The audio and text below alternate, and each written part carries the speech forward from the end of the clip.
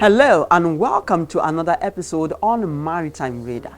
Nigeria's natural maritime endowment base is vast and extensive, spanning 84,000 square meters, with a coastline of over 800 kilometers and an exclusive economic zone of over 200 nautical miles. Protectively seen as one of the longest in the world, is estimated at nearly 3,000 kilometers, which comprises of over 50 rivers that can strongly support intracontinental and intra-regional trade.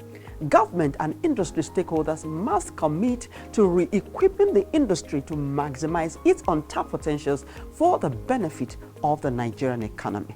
Setting a workable agenda for Nigeria's maritime industry, which will ensure its untapped potentials and ocean resources are harnessed, will be the issues on the front burner on today's show.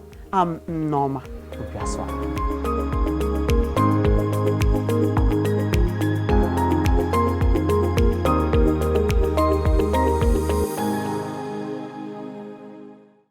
Maritime transport is essential to the proper operation of any country's economy and a vital part of a nation's transport infrastructure. Without maritime transport, Nigeria would have been landlocked and its economy stagnant.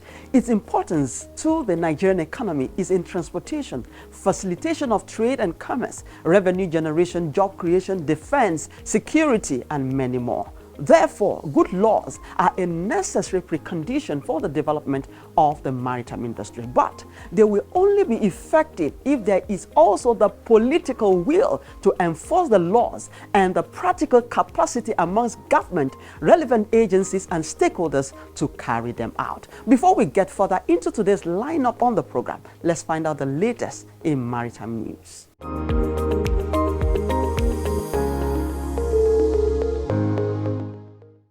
The Nigerian Ports Authority has inaugurated the rehabilitated 2.4 million gallon per day Apapa Mini Waterworks in Lagos. The Apapa Mini Waterworks, constructed in 1982, has faced numerous challenges and was abandoned for over 15 years, which impeded its operations and compromised water supply to the community. Mohammed Bello Koko, Managing Director, Nigerian Ports Authority, speaking at the inauguration, said, "The project was one of the authority's contributions to the United Nations Sustainable Development Goals number 6, which is on availability and sustainable management of water and sanitation for all." The U.S. Coast Guard has confirmed that the Titanic submersible, owned by Ocean Gate Expeditions, which has been missing for days, suffered a catastrophic loss of pressure that imploded the vessel, killing all 5 passengers aboard. The 5 persons on board included British billionaire Hamish Harding, Pakistani businessman Shahzada Dawood and his son Suleiman Dawood, French deep-sea explorer Paul-Henri Najolet, and Ocean Gate CEO Stockton Rush. This news ends an extraordinary 5-day international search operation near the site of the world's most famous shipwreck. The tail cone and other debris were found by a remotely operated vehicle about 1,600 feet from the bow of the Titanic, deep in the North Atlantic. The remotely operated vehicle found 5 different major pieces of debris from the Titan submersible, according to Paul Hankins, the U.S. Navy's Director of Salvage Operations and Ocean Engineering. The challenges and opportunities in decarbonization of the blue economy took center stage at the 70th session of the United Nations Conference on Trade and Development. Climate change is impacting all sectors, including ocean-based sectors, otherwise known as the blue economy, as decarbonization is crucial for the ocean economy's sustainability. In his opening speech, Harry Conway, Chair, Marine Environment Protection Committee, International Maritime Organization, who is also the representative of Liberia to the IMO, provided input on the opportunities and challenges for maritime transport, as well as an update on the IMO's work on decarbonization. IMO is working closely with UNCTAD on decarbonization matters, as UNCTAD is providing relevant data and analysis on maritime trade and port activities.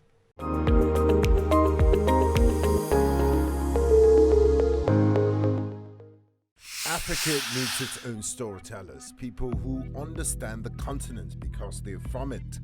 People who know that news is more than just a conversation starter, it's our stories. Because these stories run deeper than headlines and segments. It's about digging deeper to get the facts and telling the human side of every single story, not just the echoes from foreign headlines and perspectives. It's time to take back our narratives and share them in our voices. The birth of Africa's New Age reporting, and this is where it begins, right here at News Central TV, with stories that put Africa first.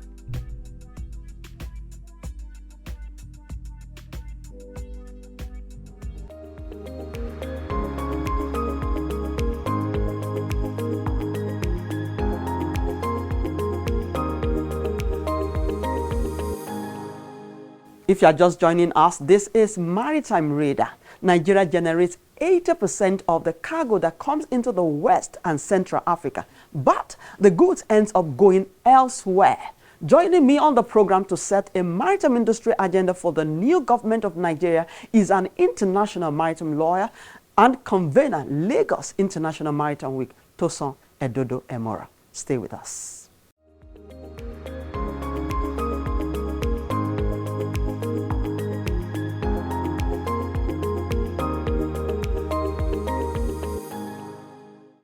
It's good to have you on the show. Thank you very much. Let's start this conversation looking at the worth or the potential of the maritime industry if harnessed. And how will you assess its development? Good question. Good starting point. The maritime industry in Nigeria is said to be worth about 7 trillion naira annually. So, of course, if properly harnessed, you can imagine this kind of resources circulating within the Nigerian community. So the important thing would be, now, how do we actually actualize this potential? Making this our reality. Yes. How can we actualize this in our reality, especially as we have a new administration? So, my starting point would be, we need now to zero in on the maritime industry. Okay. And you would ask, is it that we haven't zeroed in on that industry all this time? And I will say, our efforts have appeared disjointed. And why do I say so? Okay. I would say a good starting point, especially for a new administration, is to set up a ministry of maritime resources. Okay. Or a ministry of ocean resources, whatever you call it. Okay. But that helps us to zero in on the industry. And why do I say so? We say, look, Nigeria is an oil exporting country, for example, and we have a ministry of petroleum resources.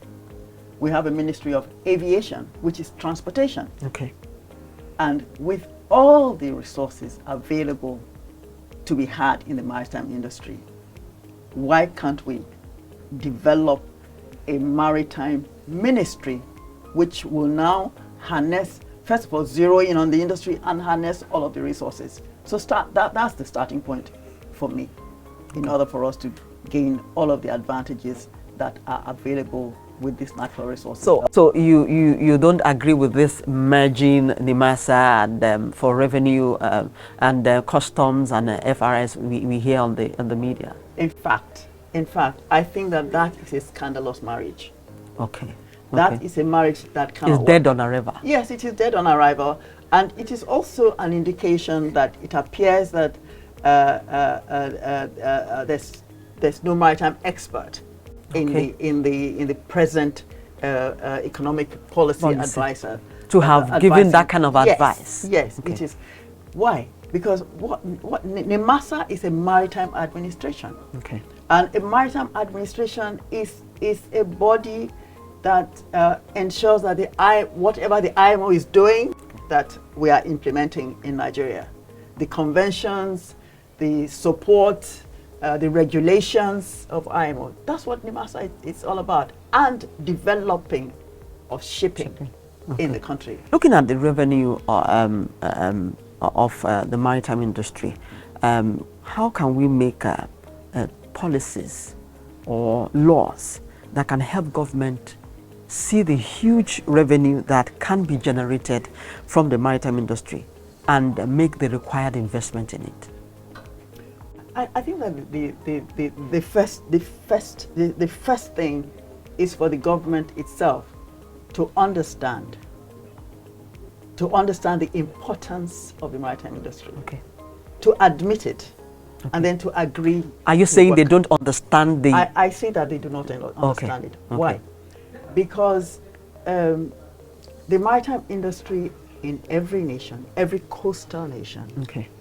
is one of the greatest sources of revenue. Okay. And why is that so?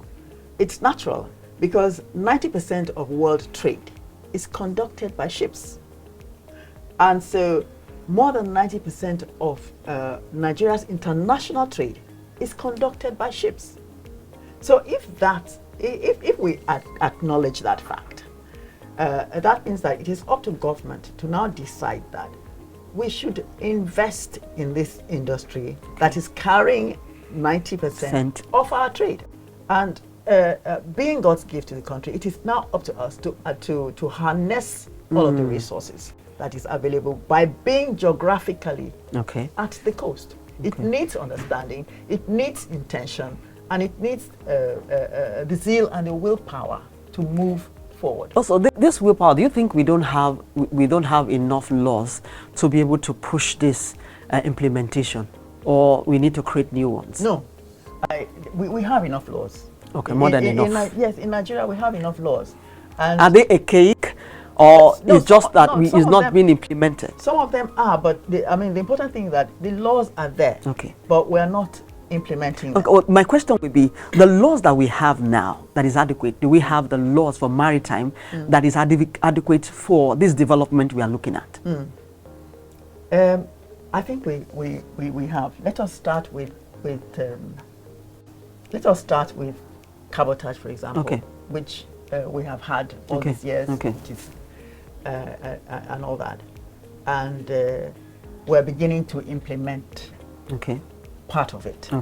That is the part that drives local investment, local participation in the industry. Because, you know, whatever we're doing is we want Nigerians to participate.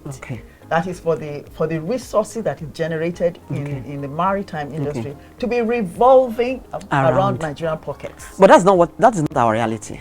No, that is not our reality, unfortunately. And like I said, unfortunately, because it appears that there has, maybe hitherto, there had not been a clear understanding of maritime.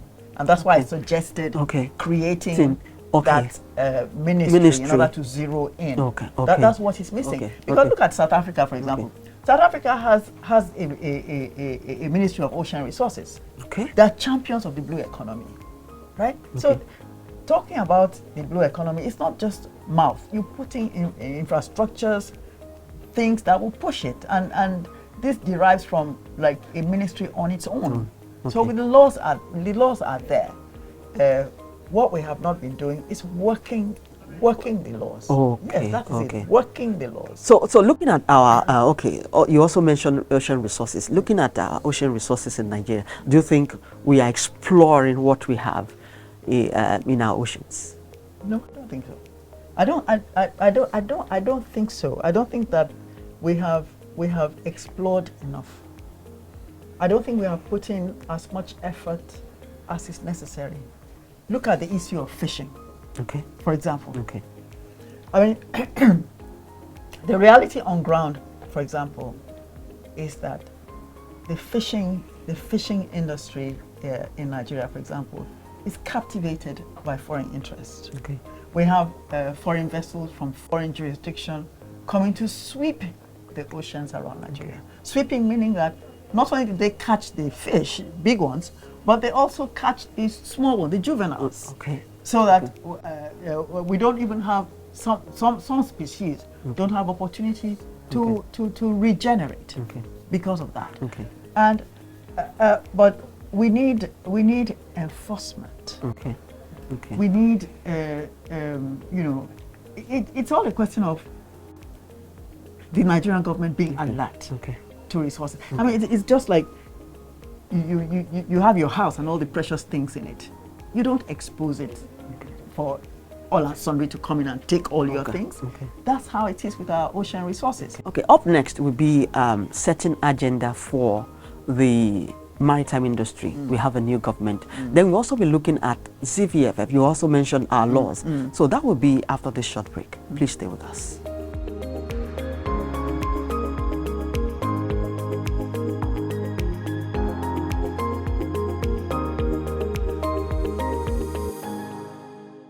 News Central TV, Africa's #1 storyteller, has come with the best of both worlds. With a combination of news app and live TV, we ensure that you keep track of the latest headlines, breaking news, and in-depth analysis from professional journalists from around the continent. Download the News Central TV app on Android and iOS and get started today. Don't forget to follow us on News Central's social media platforms. News Central, Africa first.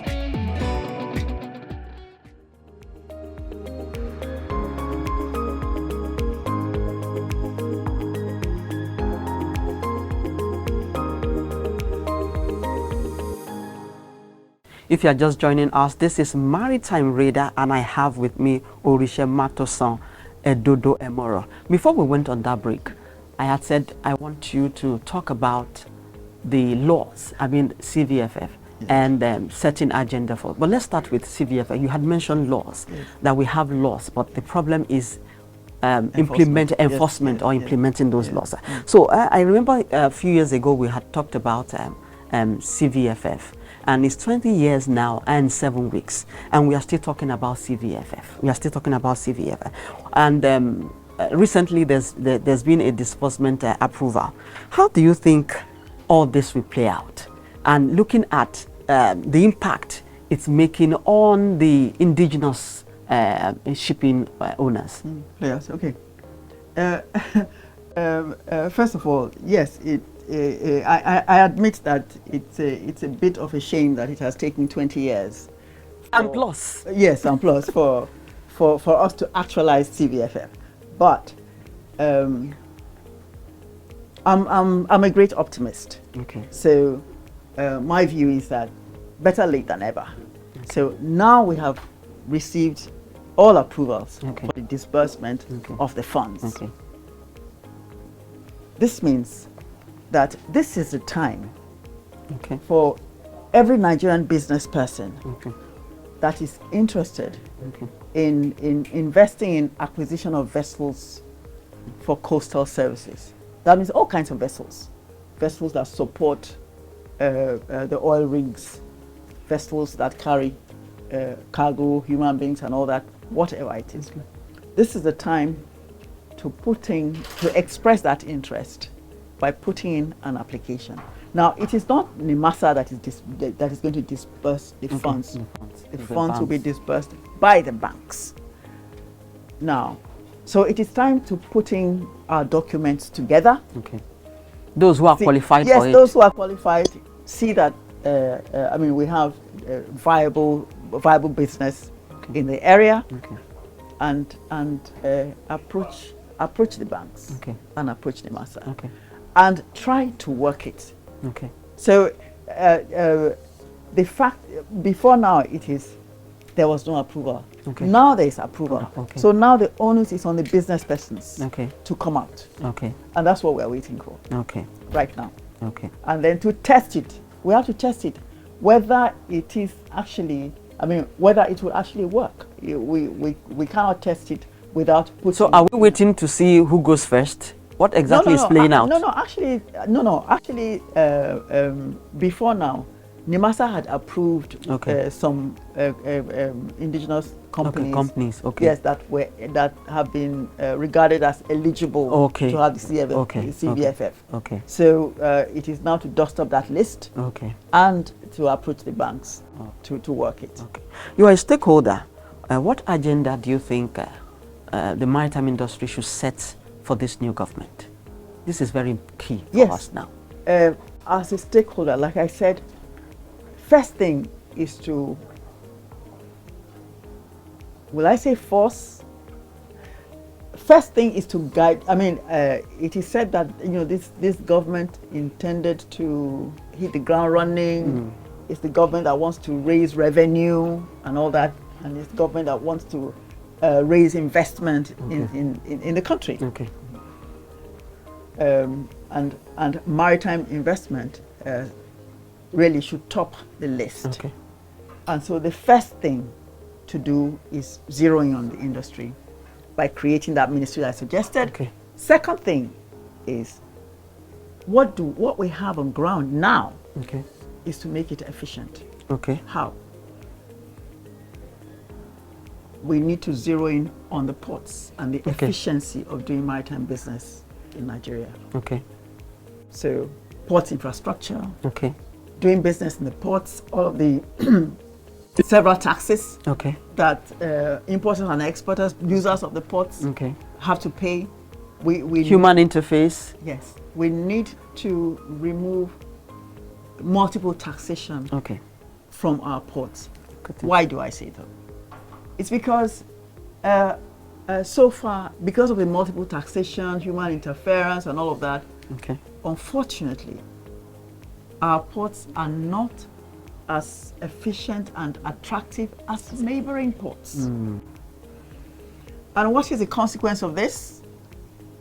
We're losing cargo, transit cargo especially, to neighboring ports, Okay.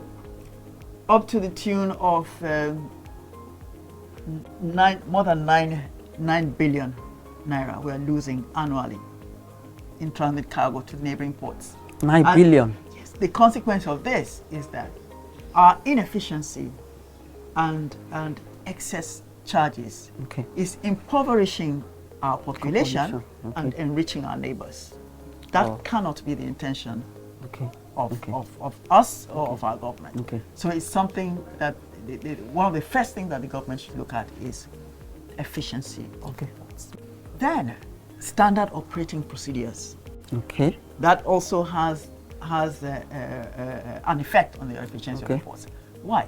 Because different parastatals, different players at the ports require different procedures. Okay. So what we need is harmonizing of all of these procedures into Okay. one, Okay. so that everyone knows what they are supposed to do at the port. You are the president of WIMOCA, that is Women in Maritime, WIMOCA Nigeria. West and Central Africa, that's Nigerian chapter. Yes. So maritime is obviously a male-dominated industry. Yes. And IMO is interested in ensuring that women goes into leadership positions, which is the background for this your association. Yes. So tell us more, what is being done to ensure that this is seen? Yes, we can see women here and there, climbing up the leadership, but we still have that dominance of male. We in Nigeria established the national Nigerian chapter because chapter, all countries in West and Central Africa are encouraged to start their national chapters. Okay. And the whole aim is to encourage women to enter the leadership position in the maritime. To encourage, first of all, more women to enter the maritime industry, to sustain them there, and for them to get onto the leadership role. And this involves training of women, giving them access to opportunities, and also encouraging them to be at the table when decisions are being taken. Now in Nigeria, of course, we have established WIMOCA Nigeria. Okay. We are to work with the Maritime Administration. Okay. We are to ensure that women are thriving in the industry, both in administration and in the private sector. Okay. We're encouraging more women to enter the industry. Okay. And we're training women. Okay. We're networking. Okay. Okay. So that women would have opportunities to advance their businesses, Okay. their maritime businesses, Okay. and also advance into leadership positions in whether in the private sector or in the public sector. Before I let you go, I just want you to use a few seconds to talk on AFTA, that's the African Continental Free Trade Area, which started in 2021. And this is significant for Africa's political and economic aspirations. How do you think Nigeria has fared in this AFTA partnership with other African countries? I think that first of all, Nigeria is at the table. Okay. AFTA is something that we should support, Okay. and we should make sure that we continue to take on the leadership Okay. in developing and seeing that the institution works and what is intended to do actually works, because it would be to Nigeria's benefit. I must thank you most kindly for your time and all that you are doing as the president, Nigerian chapter of WIMOCA. It's been Oritsematosan Edodo-Emore. She is an international maritime lawyer and also the president of Women in Maritime of West and Central Africa. I must thank you most kindly for coming on the program. Thank you very much. Thank you very much for asking me.